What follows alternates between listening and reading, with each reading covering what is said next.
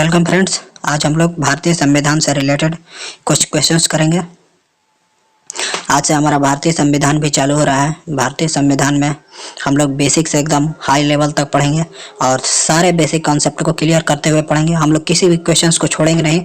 सारे टॉपिक के जितना भी एमसीक्यू क्वेश्चंस बन सकते हैं हम सारे क्वेश्चंस को लगाएंगे, जितने भी एमसीक्यू बन सकते हैं। यह हमने सारे कुछ एनसीईआरटी से लिया हुआ है और सारे क्वेश्चन बहुत ही इंपॉर्टेंट है। कंपटीशन के दृष्टिकोण से बहुत ही कंपटीशन के दृष्टिकोण से बहुत ही इंपॉर्टेंट है और ये सभी क्वेश्चन रिपीटेड भी है। हमने इसमें प्रीवियस ईयर के क्वेश्चन भी डाले हुए हैं। तो चलिए आज हम लोग चलते हैं अपने क्वेश्चन नंबर फर्स्ट की तरफ। क्वेश्चन नंबर फर्स्ट में पूछा गया है कि भारतीय संविधान के कितने भाग हैं। तो भारतीय संविधान के कितने भाग हैं? ऑप्शन ए में है 23, ऑप्शन नंबर बी में है 22, ऑप्शन नंबर सी में है 25, ऑप्शन नंबर डी में है 45। तो भारतीय संविधान में 22 भाग, 395 अनुच्छेद तथा 8 अनुसूचियां हैं। तो हमारा ऑप्शन नंबर बी सही है। अब हम लोग आते हैं अपने क्वेश्चन नंबर सेकंड की तरफ। क्वेश्चन नंबर सेकंड में पूछा गया कि भारतीय संविधान में कितने अनुच्छेद हैं। तो अभी हमने बताया भारतीय संविधान में 22 भाग, 395 अनुच्छेद तथा 12 अनुसूचियां हैं। पहले अनुसूचियों की संख्या 8 थी लेकिन अब वर्तमान में 12 है। तो आप लोग ध्यान रखिएगा, भारतीय संविधान में 395 अनुच्छेद है। हमारा ऑप्शन नंबर सी सही है। अब हम लोग आते हैं अपने क्वेश्चन नंबर थर्ड की तरफ। क्वेश्चन नंबर थर्ड में पूछा गया कि भारतीय संविधान का भाग 1 किससे संबंधित है। भारतीय संविधान का भाग 1 किससे संबंधित है? ऑप्शन नंबर ए में है नागरिकता, ऑप्शन नंबर बी में मौलिक अधिकार, ऑप्शन नंबर सी में मूल कर्तव्य, ऑप्शन नंबर डी में संघ और उसका राज्य क्षेत्र। तो भारतीय संविधान का भाग 1 संघ एवं उसका राज्य क्षेत्र से संबंधित है। हमारा ऑप्शन नंबर डी सही है। अब हम लोग आते हैं अपने क्वेश्चन नंबर 4 की तरफ। क्वेश्चन नंबर 4 में पूछा गया कि भारतीय संविधान का भाग 2 किससे संबंधित है। भारतीय संविधान का भाग 2 किससे संबंधित है? ऑप्शन नंबर ए में है नागरिकता, ऑप्शन नंबर बी में है मौलिक अधिकार, ऑप्शन नंबर सी में है मूल कर्तव्य, ऑप्शन नंबर डी में है संघ एवं उसका राज्य क्षेत्र। तो आप लोग बताइए भारतीय संविधान का भाग 2 किससे संबंधित है। तो भारतीय संविधान का भाग 2 नागरिकता से संबंधित है। हमारा ऑप्शन नंबर ए सही है। अब हम लोग आते हैं अपने क्वेश्चन नंबर 3 की तरफ। क्वेश्चन नंबर 5 की तरफ। क्वेश्चन नंबर 5 में पूछा गया है कि भारतीय संविधान का भाग 3 किससे संबंधित है। भारतीय संविधान का भाग 3 किससे संबंधित है? ऑप्शन नंबर ए में है नागरिकता, बी में है मौलिक अधिकार, सी में है मूल कर्तव्य और डी में है संघ और उसका राज्य क्षेत्र। तो भारतीय संविधान का भाग 3 किससे संबंधित है? भारतीय संविधान का भाग 3 मौलिक अधिकार से संबंधित है। हमारा ऑप्शन नंबर बी सही है। अब हम लोग आते हैं अपने क्वेश्चन नंबर 6 की तरफ। क्वेश्चन नंबर 6 में पूछा गया है भारतीय संविधान के किस अनुच्छेद के तहत संसद राष्ट्रपति को पूर्व सूचना देकर किसी भी विदेशी राज्य को भारत में मिला सकता है। तो क्वेश्चन बड़ा देखकर आप लोग घबराइएगा मत, बहुत ही आसान क्वेश्चन है। ऑप्शन नंबर ए में है भाग 1 के अनुच्छेद 2 के तहत, ऑप्शन नंबर बी में भाग 1 के अनुच्छेद 3 के तहत, ऑप्शन नंबर सी में भाग 1 के अनुच्छेद 4 के तहत और ऑप्शन नंबर डी में भाग 1 के अनुच्छेद 5 के तहत। तो भारतीय संविधान के किस अनुच्छेद के तहत संसद राष्ट्रपति को पूर्व सूचना देकर किसी भी विदेशी राज्य को भारत में मिला सकते हैं? तो हमारा ऑप्शन नंबर ए सही है। भारतीय संविधान के भाग 1 के अनुच्छेद 2 के तहत संसद राष्ट्रपति को पूर्व सूचना देकर किसी भी विदेशी राज्य को भारत में मिला सकता है। तो हमारा ऑप्शन नंबर ए सही है।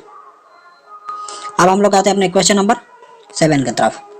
जल्दी जल्दी करते हैं बाकी क्वेश्चन। क्वेश्चन नंबर 7 में पूछा गया है भारतीय संविधान के किस अनुच्छेद के तहत संसद राष्ट्रपति को पूर्व सूचना देकर किसी भी राज्य का नाम तथा सीमा को बदल सकते हैं। ऑप्शन नंबर ए में है भाग 1 के अनुच्छेद 2 के तहत, ऑप्शन नंबर बी में है भाग 1 के अनुच्छेद 3 के तहत, ऑप्शन नंबर सी में है भाग 1 के अनुच्छेद 4 के तहत, ऑप्शन नंबर डी में भाग 1 के अनुच्छेद 5 के तहत। तो संसद राष्ट्रपति को पूर्व सूचना देकर किसी भी राज्य का नाम तथा सीमा को बदल सकता है, यह किस अनुच्छेद में कहा गया है? तो भारतीय संविधान के भाग 1 के अनुच्छेद 3 में कहा गया है। तो हमारा ऑप्शन नंबर बी सही है। भारतीय संविधान का भाग 1 अनुच्छेद 1 से लेकर 4 तक है। तो ये भी आप लोग याद रखिएगा कि भारतीय संविधान का भाग 1 में कितने अनुच्छेद हैं। तो भारतीय संविधान का भाग 1 में 4 अनुच्छेद हैं। चलिए अब हम लोग आते हैं अपने क्वेश्चन नंबर 8 की तरफ। क्वेश्चन नंबर 8 में पूछा गया कि उड़ीसा का नया नाम क्या है। तो आप लोग जानते होंगे, ये भी बार बार क्वेश्चन रिपीटेड हो रहा है छोटे छोटे एग्जाम में। तो ऑप्शन नंबर ए में है भुवनेश्वर, ऑप्शन नंबर बी में है उड़ीसा, ऑप्शन नंबर सी में है उड़िया और ऑप्शन नंबर डी में है ओडिशा। तो आप लोग स्पेलिंग जरूर देखिएगा, कंपटीशन में आप लोग से मिस्टेक हो सकता है, तो आप लोग देख के मारिएगा। उड़ीसा का नया नाम ओडिशा है, ऑप्शन नंबर डी सही है। तो आप लोग स्पेलिंग जरूर देखिएगा। अब हम लोग आते हैं अपने क्वेश्चन नंबर 9 की तरफ। क्वेश्चन नंबर 9 में पूछा गया कि सिक्किम का भारत में कब विलय किया गया। ऑप्शन नंबर ए में है 16 मई 1875, ऑप्शन नंबर बी में है 16 मई 1976, ऑप्शन नंबर सी में है 16 मई 1876 और ऑप्शन नंबर डी में है 16 मई 1975। तो सिक्किम का भारत में कब विलय किया गया था। तो सिक्किम का भारत में विलय किया गया था 16 मई 1975 ईस्वी को। तो हमारा ऑप्शन नंबर डी सही है। अब हम लोग आते हैं अपने क्वेश्चन नंबर 10 में। क्वेश्चन नंबर 10 में पूछा गया कि आज़ादी के समय जम्मू कश्मीर के राजा कौन थे। आज़ादी के समय जम्मू कश्मीर के राजा कौन थे। जब देश आज़ाद हुआ था उस समय जम्मू कश्मीर भारत से अलग था, वह देशी रियासतों में टूटा हुआ था। तो जम्मू कश्मीर के उस समय के राजा कौन थे। ऑप्शन नंबर ए में है मान सिंह, ऑप्शन नंबर बी में है Hari Singh, option number C में है शेर सिंह और ऑप्शन नंबर डी में है नरबदेज। तो आज़ादी के समय जम्मू कश्मीर के राजा हरि सिंह थे, हमारा ऑप्शन नंबर बी सही है। अब हम लोग आते हैं अपने क्वेश्चन नंबर 11 की तरफ। क्वेश्चन नंबर 11 में पूछा गया कि आज़ादी के समय जम्मू कश्मीर के प्रधानमंत्री कौन थे। उस समय पूछा गया था जम्मू कश्मीर के राजा कौन थे, अब पूछा गया है कि आज़ादी के समय जम्मू कश्मीर के प्रधानमंत्री कौन थे। ऑप्शन नंबर ए में है मान सिंह, ऑप्शन नंबर बी में है Hari Singh, option number C में है शेख अब्दुल्ला और ऑप्शन नंबर डी में है नरबदेज। तो आज़ादी के समय जम्मू कश्मीर के प्रधानमंत्री शेख अब्दुल्ला थे, ऑप्शन नंबर सी सही है।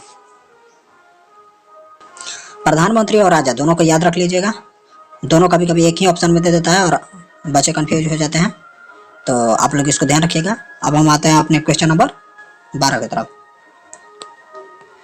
क्वेश्चन नंबर 12 में पूछा गया है कि आज़ादी के समय भारत कितने देशी रियासतों में टूटा हुआ था। तो हमने अभी आपको बताया कि आज़ादी के समय भारत 552 देशी रियासतों में टूटा हुआ था, तो हमारा ऑप्शन नंबर बी सही है। अब हम लोग आते हैं अपने क्वेश्चन नंबर 13 की तरफ। क्वेश्चन नंबर 13 में पूछा गया है कि आज़ादी के समय टूटे रियासतों को भारत में मिलाने का कार्य किसने किया था। आज़ादी के समय जो 552 देशी रियासतों में भारत टूटा हुआ था उनको मिलाने का कार्य किसने किया था। तो ऑप्शन नंबर ए में है अंग्रेजों ने, ऑप्शन नंबर बी में है सरदार वल्लभ भाई पटेल और के मेनन ने, ऑप्शन नंबर सी में है नेहरू जी ने और ऑप्शन नंबर डी में है गांधी जी ने। तो इसके आंसर आप लोग जानते हैं, सरदार वल्लभ भाई पटेल और के मेनन ने। तो हमारा ऑप्शन नंबर बी सही है। इसमें सरदार वल्लभ भाई पटेल तो सभी लोग जानते हैं, लेकिन के मेनन को भी ध्यान में रखिएगा, क्योंकि कभी कभी सरदार वल्लभ भाई पटेल के साथ कोई दूसरा नाम जोड़ देता है, तो आप लोग कंफ्यूज मत होइएगा। अब हम लगाते हैं अपने क्वेश्चन नंबर 14 की तरफ। क्वेश्चन नंबर 14 में पूछा गया है कि ऑपरेशन पोलो के तहत किस राज्य को भारत में मिलाया गया था।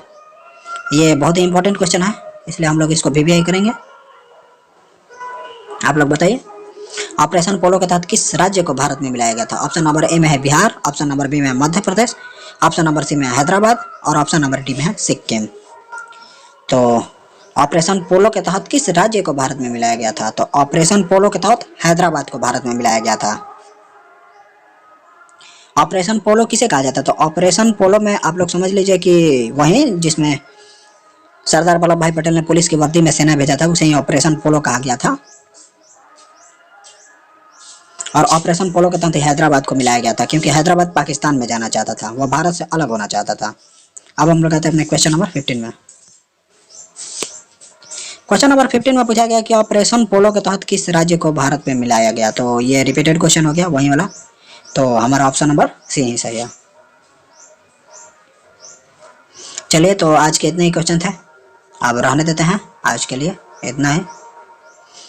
इस क्वेश्चन को आप लोग ध्यान रखिएगा, और वीडियो को अच्छा लगा होगा तो जरूर लाइक कीजिएगा, चैनल को सब्सक्राइब कीजिएगा और वीडियो को जरूर शेयर कीजिएगा।